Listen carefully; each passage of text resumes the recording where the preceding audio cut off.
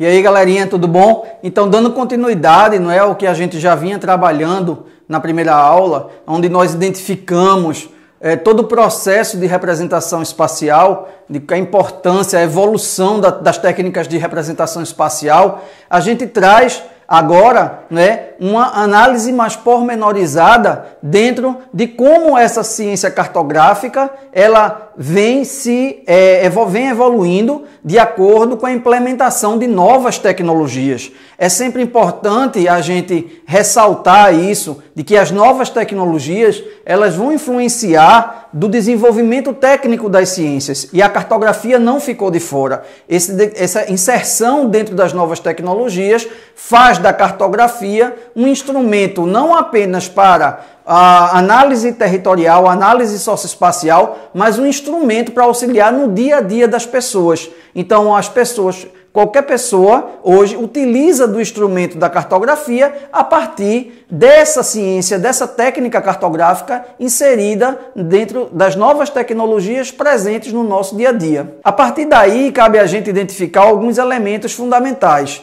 Qual que é a relação entre a cartografia e a tecnologia, né? Essa relação é uma relação que vem de lá de trás, porque a própria cartografia já é um elemento tecnológico, né? Já é uma forma de tecnologia que foi evoluindo ao longo do tempo, a partir de suas representações, símbolos, signos, que foram evoluindo, podendo traduzir o que a superfície da Terra revela para a gente na sua realidade. Ela trabalha com a precisão cartográfica, né? De que forma ela se aproxima dessa precisão? A cartografia tem uma relação com a geotecnologia, ela é uma geotecnologia também, né? E com relação ao geoprocessamento, que é uma relação com os dados que estão presentes sobre a superfície e que estão relacionados a esse processo de inserção desses dados para representar uma determinada realidade, na superfície da Terra. O primeiro passo, mais importante, é identificar a localização geográfica. Então, conforme a gente observa aí na tela, né, vários são os instrumentos de localização geográfica. Desde os tempos mais remotos, a humanidade necessitava se localizar no espaço terrestre, como a gente viu no momento anterior. E aí foram se desenvolvendo alguns instrumentos para esse fim de localização geográfica sobre a superfície, né? E aí a gente tem a rosa dos ventos, que é um referencial de direção, né? Esse referencial de direção nos aponta alguns pontos principais que são chamados pontos cardeais, né? O norte, o sul, o leste e o oeste. Os pontos colaterais, que são as interseções entre os pontos cardeais. Então, nós temos o nordeste entre o norte e o leste, nós temos o sudeste entre o leste e o sul, nós temos o sudoeste entre o oeste e o sul, e nós temos o noroeste entre o norte e o oeste. Esses pontos colaterais também nos dão uma ideia, não é, um referencial de direcionamento. E os pontos intermediários ou subcolaterais, não é? Que são pontos de interseção entre os pontos cardeais e os pontos colaterais. Mapas foram sendo produzidos e foram sendo aperfeiçoados a partir de técnicas. Então essas técnicas, esses instrumentos, eles auxiliaram muito nesse aperfeiçoamento dos mapas. O astrolábio e a bússola, por exemplo, foram elementos imprescindíveis dentro desse processo de representação de uma realidade da superfície. Então, a gente vai ter os diferentes olhares sobre o mundo durante o tempo, né? O avanço tecnológico aperfeiçoou a cartografia, permitindo um maior conhecimento e detalhamento do espaço terrestre. As novas tecnologias da informação, como satélites, computação e telecomunicações, têm possibilitado a utilização de novas técnicas de coleta e processamento de dados do espaço geográfico. Desenvolve-se a geotecnologia, conjunto de técnicas e processos que visam estudar espaços terrestres com seus elementos naturais e ou construídos, buscando atender às necessidades de levantamento, organização e análise de dados localizados no espaço geográfico. Conforme a gente observa aí na tela, as imagens que são captadas por sensores acoplados a satélites artificiais que orbitam em torno da Terra codificada e transmitida para uma estação rastreadora na superfície, né? Então, vários são de várias formas é feita essa captação de imagens, né?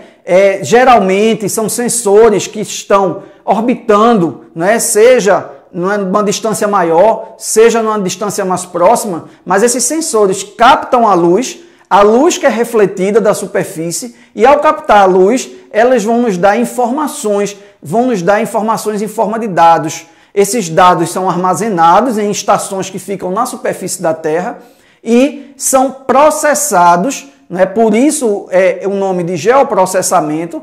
Eles são processados para serem traduzidos em imagens, né? Essas imagens são imagens que representam a superfície da Terra. Então, a cartografia utiliza uma precisão muito maior hoje, com o auxílio dessas imagens que são captadas por sensores. Uma precisão, diria, milimétrica. As tecnologias modernas aplicadas à cartografia são o sensoriamento remoto, a aerofotogrametria, que é a fotografia aérea, ou seja, um sensor ele é acoplado a alguma aeronave, esse sensor vai fazendo um imageamento, não é, em linha da superfície da Terra, o GPS, né, que é o Sistema de Posicionamento Global, é uma sigla em inglês, e o SIG, que é o Sistema de Informação Geográfica, que também armazena um conjunto de dados para a representação do espaço, para o imageamento desse espaço.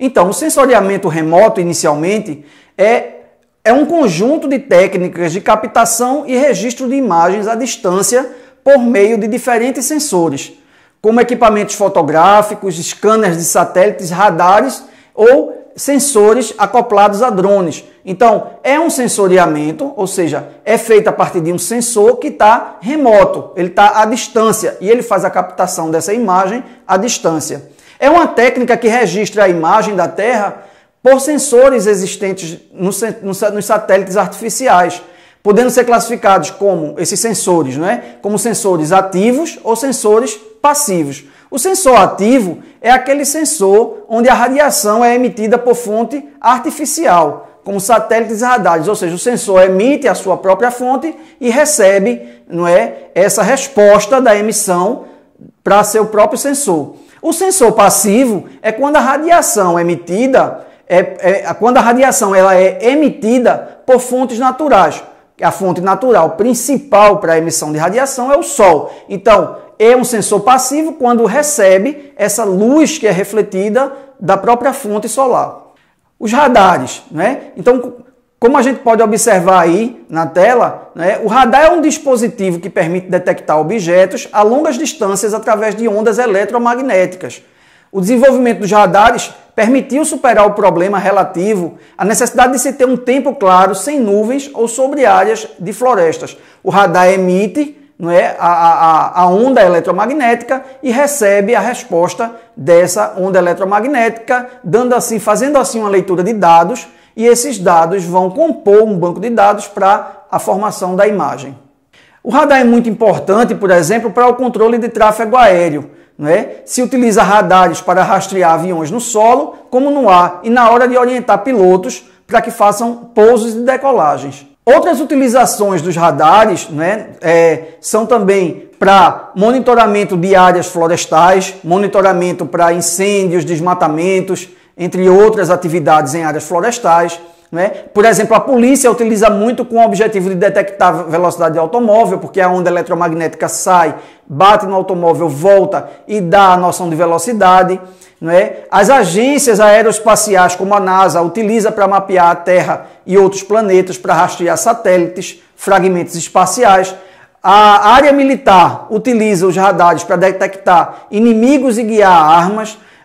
A meteorologia, os radares têm uma importância muito grande na meteorologia para rastrear tempestades, furacões, tornados, e é um dispositivo que faz portas de lojas, então até no uso do dia a dia as portas de lojas se abrirem e fecharem automaticamente, porque emite essa onda, fazendo com que essas portas abram e fecham. Hoje o radar é considerado uma ferramenta imprescindível na prevenção de desmatamento e no apoio à previsão de safras agrícolas, entre outras aplicações, e pode auxiliar no ensino de várias disciplinas, como geografia, ciências, física, química e história, né? Então a gente tem a utilidade do radar dentro dessas outras aplicações científicas.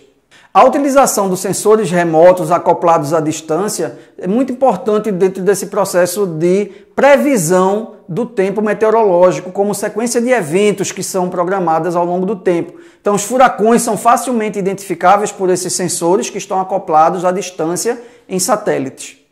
O sensoriamento remoto, ele é de uso muito intensificado dentro do planejamento urbano, planejamento das cidades. Então é muito importante identificar que sensores remotos são utilizados para o uso do solo urbano, identificar o uso do solo urbano a partir de técnicas de extração de informações de imagens digitais para esses estudos urbanísticos, tais como planejamento e infraestrutura de uma cidade, de um bairro, de uma comunidade, inferências da densidade populacional, avaliação de riscos ambientais dentro das áreas urbanas, ou seja, para o uso do solo urbano como um todo, são utilizadas essas imagens de sensores remotos. Na área rural, também pode-se utilizar esse imagiamento de sensores remotos a partir do uso do solo rural, né? Ou seja, aplicada a atividade de agricultura objetiva, gerar conhecimentos e metodologias para se estimar a área plantada, produtividade de culturas agrícolas, avaliar desempenho potencial de novos sensores para essas áreas, desenvolver métodos de processamento de imagens, contribuir de forma efetiva na elaboração de métodos e sistemas operacionais para estimativa e previsão de safra. Ou seja, na área rural, a gente tem uma intensificação maior para a produção agrícola e esses sensores são cada vez mais importantes para se detectar produtividade da cultura, produtividade do solo, não é? Sistemas de irrigação possíveis, potenciais sistemas de irrigação, enfim, há todo um conjunto de utilidades que essas imagens produzidas por esses sensores são importantes de serem aplicadas. Então, monitorar o desmatamento, não é, através da vulnerabilidade ambiental, conduzindo estudos sobre avaliação de riscos e impactos de desastres naturais, resultado de ações antrópicas, ou seja, da sociedade. Então, como a gente já falou, que essas tecnologias elas auxiliam dentro de um processo de monitoramento ambiental, né? E o monitoramento ambiental requer qualidade ambiental. E esses sensores eles dão essa contribuição por trazer, como por exemplo, tamanho de área desmatada com um alto grau de proximidade da realidade. Ainda dentro desse monitoramento ambiental, monitoramento de incêndios e poluição de águas, entre outros, essas imagens são utilizadas. Então aqui, como a gente pode observar aí na tela, essa imagem é uma imagem captada pelo satélite de sensoriamento remoto da NASA, o satélite Água da NASA, do dia 25 de abril de 2010. Revelou a extensão da mancha de óleo presente na costa dos Estados Unidos, quase 2 vezes maior que a região metropolitana de São Paulo. Então, esse monitoramento de águas, monitoramento de solos, para se identificar o tamanho do fato ocorrido, eles são altamente sentidos aí por esses sensores e são traduzidos para que se haja uma ação de planejamento, uma ação de remediação dos problemas que acontecem sobre a superfície da Terra. A aerofotogrametria, que é a conhecida fotografia aérea, ela é uma fotografia obtida através de sensores acoplados nas aeronaves. A escala da foto aérea, bem como a área fotografada, dependem da altura da aeronave. Essa altura também vai dar uma resolução maior ou menor da área imagiada. Constitui-se como um instrumento de representação da realidade acessível ao público com menos qualificação técnica. É um imagiamento onde a aeronave faz esse sobrevoo e esse sobrevoo vai detectando, vai imagiando o solo de acordo com aquele objetivo que se necessita. A ortofotocarta são fotos aéreas em escalas tiradas por uma câmera em um avião em pleno voo, corrigidas segundo o relevo da superfície terrestre. Com um conjunto de fotos, faz-se a montagem de toda a área a ser representada. Ou seja, a gente tem fotografias que são tiradas em vários momentos, e aí uma sobreposição de fotos que vão configurando aquela superfície. Em terceiro lugar, o GPS, que é o Sistema de Posicionamento Global, ele é um sistema que utiliza sinais emitidos por satélites, cujas aplicações são amplamente utilizadas nos transportes marítimos, terrestres e aéreos, e até no nosso dia a dia. Então a gente utiliza, por exemplo, o GPS na palma da mão quando a gente está com o celular aberto em algum aplicativo de localização, né? Hoje, as atividades econômicas, elas são densamente, se utiliza densamente o GPS. Por quê? Porque tem-se o mapa das cidades, e no mapa das cidades tem-se as entregas, o comércio utiliza para entregas, não é? O usuário comum utiliza para fazer o seu deslocamento na cidade, enfim, o GPS é utilizado de uma forma muito generalizada. Como é que esse instrumento funciona, não é? São 24 satélites que fazem a leitura mínima para se dar localização em superfície.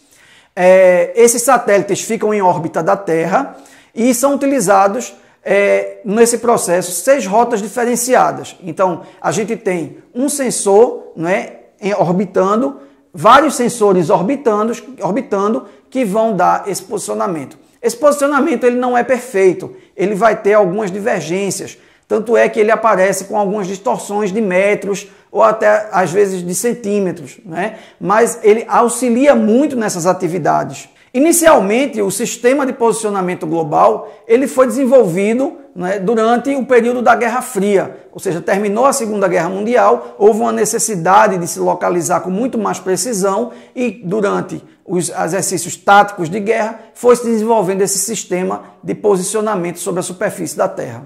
Então, como a gente observa aí na tela, não é? Os instrumentos eles passam desde instrumentos profissionais, como o próprio GPS, não é o GPS profissional que vai dar uma leitura da superfície com mais precisão, até os celulares que são utilizados no dia a dia, com os mapas já presentes nas suas telas, ok? O GPS, ele precisa essa localização no espaço de uma pessoa ou de um objeto utilizando um sistema de coordenadas geográficas, né? Esse sistema de coordenadas geográficas é composto basicamente por latitude, que é a distância, o ângulo formado, né, em relação ao Equador. Então, esse ângulo de latitude, ele dá o primeiro referencial. A longitude, que é o ângulo formado em relação ao meridiano inicial, meridiano referencial, ok? E ele dá também a altitude, ou seja, a distância em metros em relação ao nível do mar. Esses 3 parâmetros são fundamentais para esse sistema de posicionamento global funcionar. A manipulação, né, desses dados, dessas informações, depende de sua aplicação, para quê, ou seja, qual que é o objetivo. Então, se for um objetivo dentro de uma atividade na área rural, a gente tem um sistema de posicionamento específico para a área rural. Se for numa área urbana, um sistema de posicionamento específico para a área urbana e vai depender do objetivo. Isso daí produz a utilização a produção de mapas específicos, né? Esses mapas, como por exemplo mapas rodoviários e urbanos, o GPS possui na memória os mapas cartográficos e manipula as informações demonstrando e identificando sua posição no mapa. Com base na memória de dados, porque os dados vão sendo armazenados, e outras variáveis, como velocidade, rota, sentido, posição cardinal, o sistema de posicionamento vai juntando todos esses dados e a junção de todos esses dados vai conformar e vai proporcionar esse posicionamento.